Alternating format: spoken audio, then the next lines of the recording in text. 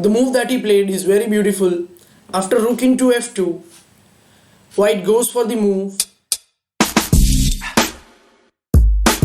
Hello and welcome back to your chess guide. Finally, we are back with another video.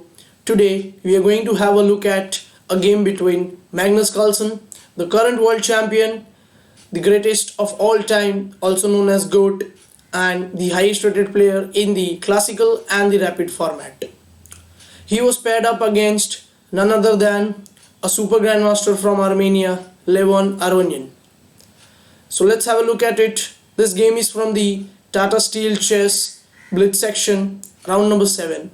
Carlsen was white, Aronian was black here, and this is the critical position that we are going to discuss today.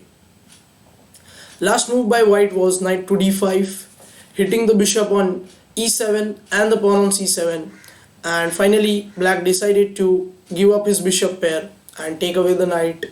So bishop d5, e d5, knight to d7. Now black is planning to play knight to f6, and in order to make d5 a kind of weakness. But as you can look at the position, it has converted into an endgame, and now white has got two bishops, and obviously all of us know that two bishops are always better in the endgame. So white proceeded with the move bf4, utilizing the power of his two bishops, hitting c7, and black played bd6, desperately willing to swap off the bishop, at least get rid of one bishop so that white is not having the bishop pair anymore. And white allows him to get rid of it because he sees that in the further game he has a smooth play.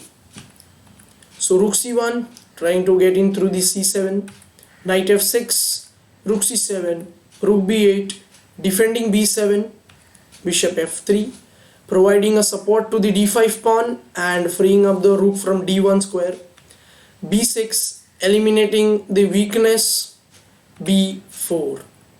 This is a very crucial move because white wants to make this a6 pawn be a weakness, long time weakness. So black went for a capture, takes, rook b5, hitting a5, and the very simple rook a1, defending a5, knight into d5, bishop d5, rook d5, and now black has got a pawn.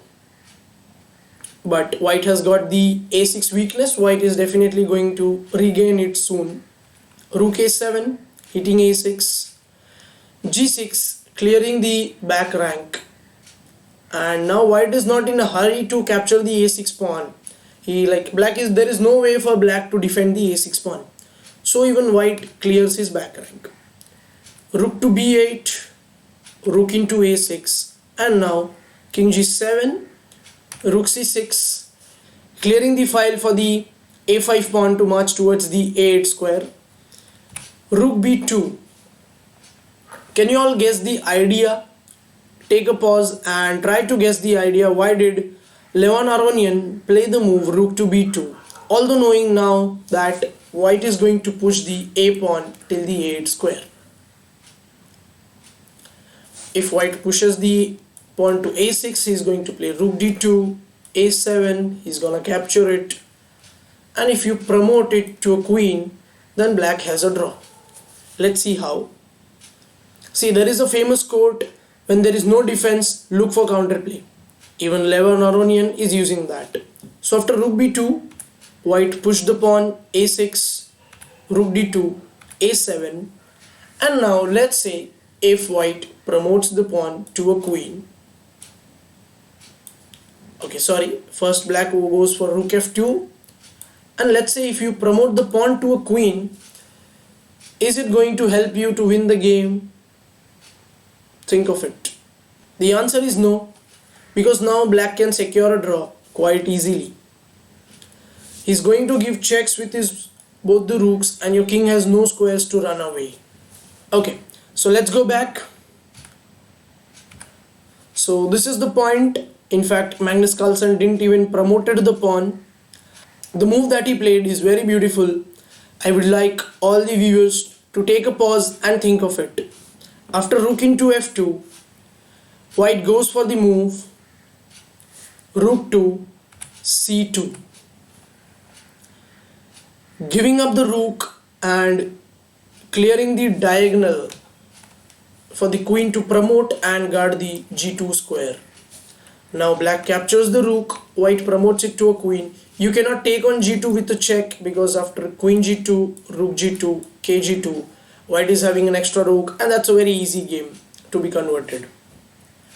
This is already a winning position. The point of making this video was only to show you rook c2 move, but let's have a look at it, how beautifully Magnus Carlsen converted it without any flaws. h5 from Aronian, queen e4, rook f6, rook f1, attacking the pinned rook, swapping off the rook, winning a pawn, queen f8, king f2, activating the king, king e3, check, king d4, rook e2, hitting the g2 pawn, g4, takes, rook g2, queen check, queen h3, and this is just a masterpiece from the world champion. Queen a3, and finally this is the winning call. Queen a3 goes back, you give a check, queen b7, and now you're going to win the f7 pawn, and so on.